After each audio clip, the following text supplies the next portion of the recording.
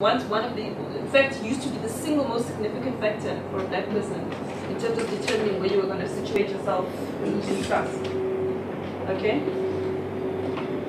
But now it shares that now it's no longer just education. There's other things that can help you advance yourself in terms of class. Teaching used to be one of the top careers a black person could pursue. But now a black person can become president, chief director, deputy director, deputy director, deputy assistant director, brand manager, all these things. So teaching no longer holds, first of all, the economic primacy, and it also no longer has the same social prestige.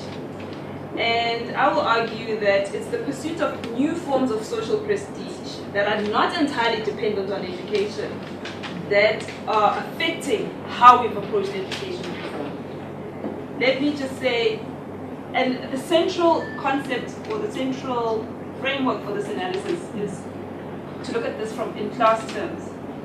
And not to just look at it in class terms of saying, oh, you know, middle class, but to actually look at class as an organizing principle of society. I'm following Salim Valley and Envo Mutabe here. Funny enough, I actually started thinking about this, wrote a whole long thing, and then came across their work, and then I knew that, okay, maybe I've got people that share the same views. The first thing, okay, three ideas. The first of these three arguments, and they intersect. The first is that quality education in South Africa has always been a preserve of the elite, and it has always maintained a class and economic privilege. And that the desegregation of white schools resulted in assimilation. Okay? That's like a premise. And I'm going to make an argument here that says that the ideology of elitism that went with that has never been challenged successfully in South Africa. So we still believe that exclusivism or elite education is better and more excellent and more status. The second argument is that teaching has lost its status as a genuine middle class profession, perception-wise. Okay? So I will make the argument here that the role of, in fact, let me just say this.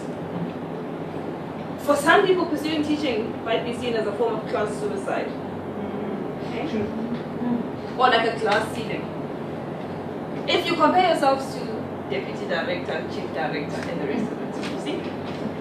The role of Saturday in this regard is not so much to advance professional aspirations of teachers, but to advance class aspirations relative to where other blacks are in society. And the third and the last argument is that this is the one that I'm so shaky on, but I'm making it anyway as an ideological one and whatever, wait for it, is that the way in which we frame education as a socio-economic right actually delinks it from the problem of inequality in society, because it takes the right to education and makes it like one it's a socio-economic package, like a welfare package. Now take this thing and just use it the right way and you get far, my child, you know? That's what I think the discourse is doing. And I feel that this is a very individualistic conception of education, and it's informed by these skills shortage arguments, and it strips education of its political force as a non-negotiable social good, as a political birthright that is meant to actively reconstruct substantive equality between those who are oppressed and those who are oppressed. Okay, like I say, it's tricky. And it also takes education out of this complexity of social problems, the way they're interlinked. Okay, and as I've said, this informs for me how we go about doing work. So if you see it like that, then you have to act in a way that's going to remedy that.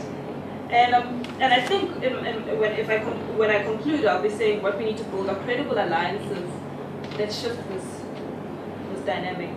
This is from a community point of view, so it's not from a literacy but it's from a community point of view. And we need to really think about this right to education and invest it with more substantive meaning. And lastly, we need to also think about the way the system is designed, because I think even if you got it right at a minimum, it's still meant to just produce an average. Now just imagine in 50 years what global capitalism will be doing with this average we keep producing. Okay? There have been many criticisms of the class analysis as a form of analysis, because obviously it's seen as a way of saying, oh, look, but you're saying the structures determine everything.